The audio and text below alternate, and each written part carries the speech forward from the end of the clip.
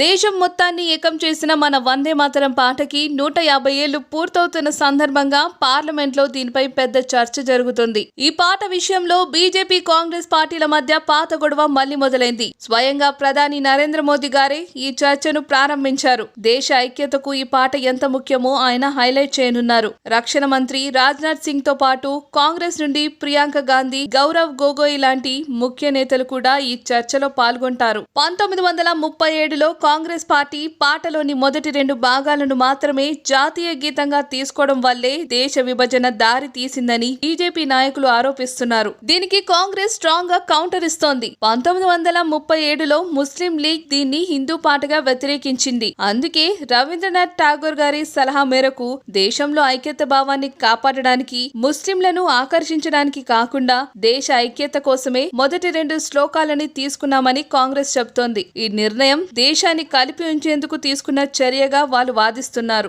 150 ఏళ్లు పూర్తయిన సందర్భంగా ఈ పాటను గౌరవించడం చాలా గొప్ప విషయం. కానీ ఈ గొప్ప చారిత్రక చిహ్నాన్ని రాజకీయ ఆయుధంగా వాడుకొని చరిత్రను వక్రీకరిస్తూ ప్రభుత్వం, ప్రతిపక్షాలు ఒకరిపై ఒకరు మాటల యుద్ధం చేసుకుంటే పాటకే అగౌరవం ఇచ్చినట్టు అవుతుంది. పార్లమెంట్లో ఈ వందే మాతరం చర్చ ఇంకెన్ని మలుపులు తిరుగుతుందో చూడాలి మరి.